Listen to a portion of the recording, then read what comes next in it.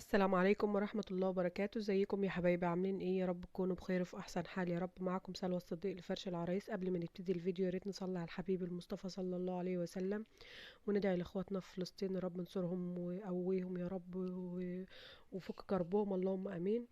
معانا النهارده شقة عروسة جديدة، يا رب شغلي فيها يعجبكم. ما تنسوش في بداية شقة عروستنا كده تقولوا بسم الله ما شاء الله لا قوة الا بالله. اللهم بارك لعرايسنا يا رب، ربنا يسعدهم ويهنيهم يا رب. من باب شقتها كده بسم الله ما شاء الله، ريسبشن كده مفتوح على بعضه. على ايدنا اليمين كده باب الحمام هنرجع له، وعلى الشمال المطبخ في دخلة الباب. وده الريسبشن كده بسم الله ما شاء الله لا قوة الا بالله. هنا حطينا الديب فريزر والجزامة كده في الاول. ما شاء الله لا قوة الا بالله. حطيت لها شنطة المعالق كده فوق الفريزر بتاعها لان هي مش هتستعمله. وهنا كانت سفرة ازاز بسيطة كده. هندخل الاول على المطبخ علشان ما ننساهوش، وندخل بقى على الشقة بعدين. باب المطبخ كده ما شاء الله في البداية كده، الكولدير على ايدنا الشمال والتلاجة على ايدنا اليمين. كان بس ناقص السجادة بتاعة المطبخ، كان في تظبيط في مقاساتها كده.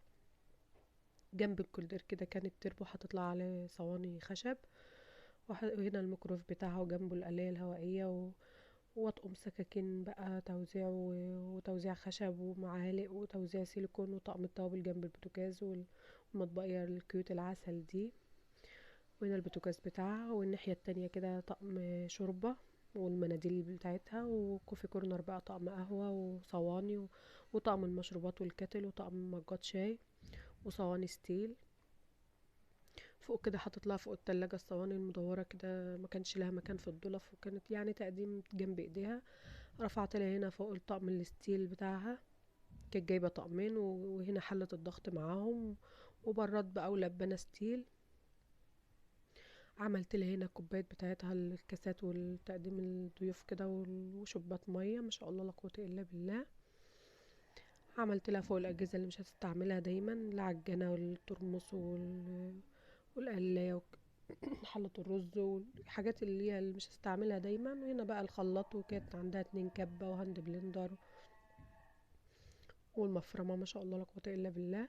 وعملت لها هنا بقى بما ان في كورنر تحت هنا حطيت لها المجات بتاعتها كده، وحطيت لها برضو مجات شوربة معاهم ما شاء الله لا قوة الا بالله. اللهم بارك يا رب. ادرج بقى الرفايع عملتها لها كده، وزعتها لها كده زي ما حضراتكم شايفين، وكانش معايا الا الدوركين دول ما شاء الله لا قوة الا بالله. الطلفة دي كده بقى جنب البوتاجاز عملت لها الصواني بتاعتها الالومنيوم والقوارب الكيك والجرانيت، القوارب الجرانيت وكده معاهم كده كنك. هنا عملت لها في الرف طقمين حلل، واحد صاج داخله جرانيت والتاني الجرانيت الكوري ده ما شاء الله لا قوة الا بالله، او هو سيراميك كوري تقريبا ما شاء الله، كان جميل قوي. من تحت بقى التيفال والسيراميك معاهم طقم توزيع كده ما شاء الله لا قوة الا بالله، جنب البوتاجاز وجنب ايديها. هنا التربو زي ما قلت لحضراتكم. والجنب التاني بقى اللي هو تحت الحوض ما شاء الله لا قوة الا بالله. متنسوش تدعوا للعروسة بالبركة والهنا والسعادة، يا ربنا يتم عليها ويسعدها يا رب. جمعت لها هنا البلاستيك كله بطريقة منظمة برضو، حاجات الخزين وكده. وتحت الحوض هنا عملت لها الأطباق الستيل الكبيرة والصواني الألمونيوم الكبيرة اللي مكانش لها مكان في الضلفة. ومن الناحية التانية حطت لها الطقم الألمونيوم الحلل كبير، وأطقم توزيع زيادة والشواية ورا وحاجات ألمونيوم كده يعني ايه، هي هتشيل الحاجات دي بعدين يعني. بس العرض كده عملت لها هنا الطقم الستيل الكبير ده، كان جايبه طقمين ستيل. ده كان حلله كبيره شويه ما كانش هيدخل في الضلف، وتحته كده حله المكرونه، وطقم توزيع بتاع طقم تلاجة ستيل.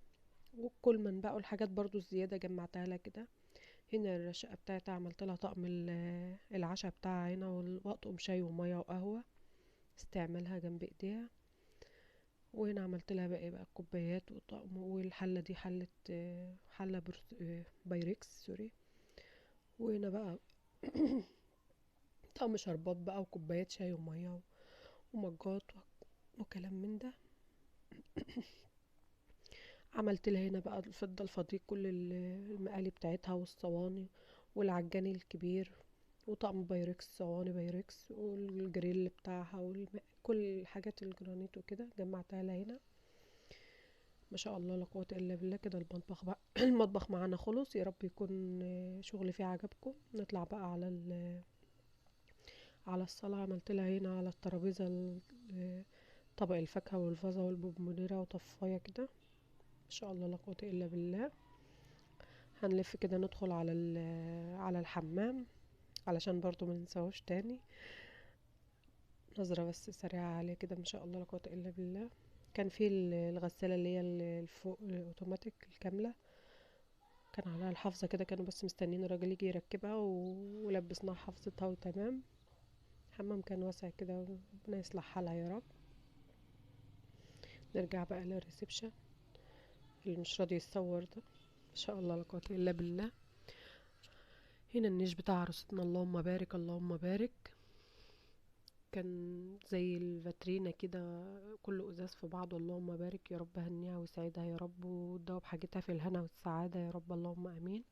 هطلع فوق طقمين قارورة على الجنبين وطقم الجاتو ده، وفي طقم خشاف جنبه وطقم كيسات سيلفر. يعني في النص كده عملت سيلفر ومن الجنبين كريستال زي ما حضراتكم شايفين كده. اللهم بارك اللهم بارك.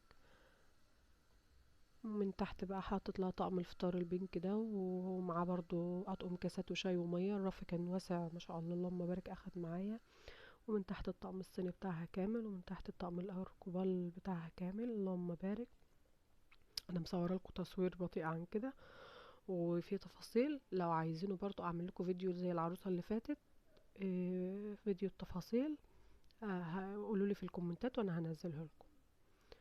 هنا الركنه بتاعتها اللهم بارك. البوفيه بقى كان مقابل للنيش كده، حاطط لها عليه الطقم بتاع باريس ده. اللهم بارك. 2 شمعدان وبونبونيرة في النص على شكل برج ايفل. وهنا الطابلو بسم الله ما شاء الله لا قوة الا بالله.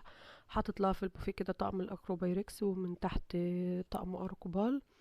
ده كان بتاع مامة العروسة، بس هي يعني حباه لان والدتها الله يرحمها هي اللي كانت جايبه لها، فهي جابت لها حاجتها. ما شاء الله لا قوه الا بالله. مع ان العروسه عندها اللهم بارك زي ما حضراتكم شايفين، بس هو اللهم بارك فرنساوي من الاصلي.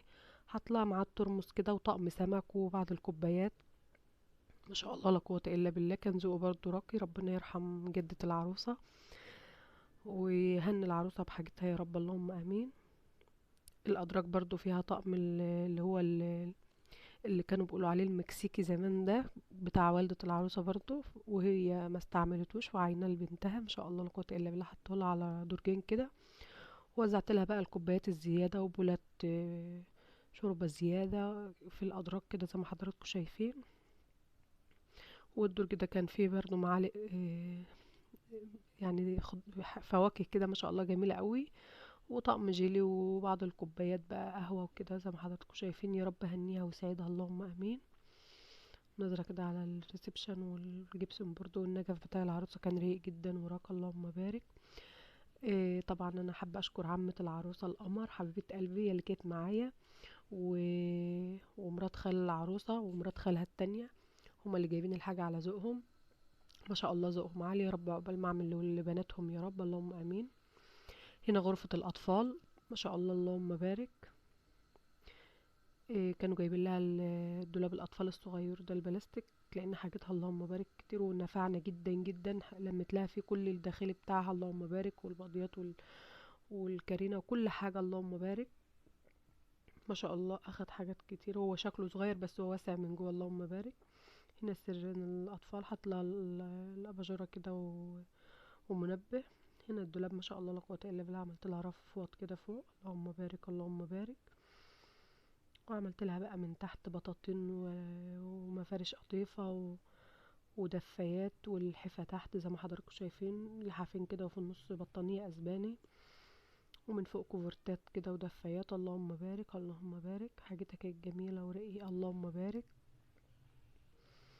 المراوح كده كانت في الجنب والمكنسة، لان طبعا احنا في الشتاء زي ما حضراتكم شايفين فما اتفتحوش اصلا. هنا عملت لها الملايات بتاعة الاطفال، وفي النص دفاية كده ما شاء الله لا قوة الا بالله. ومن تحت بقى رفين فوط اطفال كده، ومن تحت بقى البطاطين بتاعتها، باقي البطاطين والدفايات والكوفرتات. ما شاء الله لا قوة الا بالله. حاجتها اللهم بارك جميلة ورقيقة، ومرات خال العروسة ذوقها عالي، ربنا يصلح حالها يا رب. ما شاء الله لا قوة الا بالله، اللهم بارك اللهم بارك. ما شاء الله. حطيت لها برضو اباجورة هنا والطقم ده فازة كده وطفاية. ما شاء الله لا قوة الا بالله. البف اللي في الوش ده كان بتاع التسريحة بتاع الاطفال، بس طبعا زي ما حضراتكم شايفين المساحة حطيته لها بره هنا مساعد مع الركنة بقى. ما شاء الله. هنا الركنة بتاعتها عملت لها طقم التسالي ده، وطقم وشيلت الكحك والبونبونيرة وطفاية. كنت بحاول اظبط الاضاءة بس معلش التصوير هنا مهزوز شوية. كان في بقى ترابيزة الشاشة كده ما شاء الله حطيت لها عليها الشمعدان والفواحتين دول، وكان في ارفف ديكورية. النجفة هنا كانت اللهم بارك قيمة جدا. ما شاء الله لا قوة الا بالله. والسجادة بتاعت الركنة كانت قمة الفخامة اللهم بارك. التصوير بيبقى ظالم الحاجة طبعا كالعادة. ما شاء الله لا قوة الا بالله. ربنا يهنيها ويسعدها يا رب اللهم امين. كانوا عاملين قبالك كده حوالين الشاشة، وكان في بقى أرفف ديكورية حاطط لها الفيل ده والأنتيك ده. ما شاء الله جميل جدا. كانت العروسة حابة اللهم بارك. عملتهم لها كده جنب الشاشة. وكان في أرفف ديكورية بقى إزاز كده في الجنب، عملت لها بقى عليها بعض الأنتيكات بتاعتها. ما شاء الله. الزرعة دي حاططها فوق كده في العالي، وبعض الكريستالات والشمع اللي جنبيها وكريستالات بقى جنبها. ما شاء الله لا قوة إلا بالله. ركنة كانت باللون القفطان. نظرة كده على على الريسبشن من هنا. ما شاء الله لا قوة الا بالله. يا رب هنية وسعادة. كانت الساعة كده متعلقة بين البابين. ما شاء الله. الاباجورات بتاعتها كانت جميلة. النجف اللي في الصالة اللهم بارك. ندخل بقى على غرفة النوم. ما شاء الله لا قوة الا بالله. ما شاء الله اللهم بارك. عملت لها هنا بجعتين كده على على السرير، وفرشت لها اللحاف كده. كان ذوقه راقي جدا، وكان لايق برضو مع السرير، كان هادي. وعلشان احنا في الشتاء وكده. ما شاء الله لا قوة الا بالله. اللهم بارك يا رب. من التسريحة بتاعتها وزعت لها عليها بعض البرفانات والميك اب كده، وكان فيه منظم، والباقي في الادراج.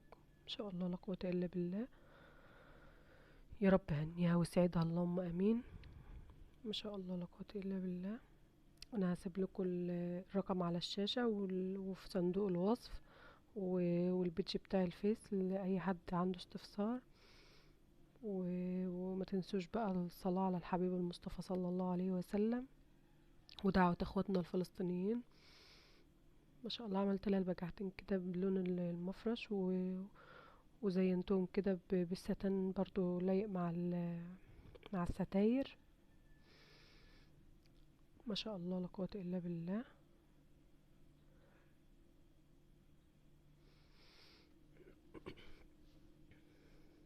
متنسوش تدعوا لعروستنا بالهنا والبركة والسعادة. السجاد بتاعها اللهم بارك اللهم بارك كان قيم جدا.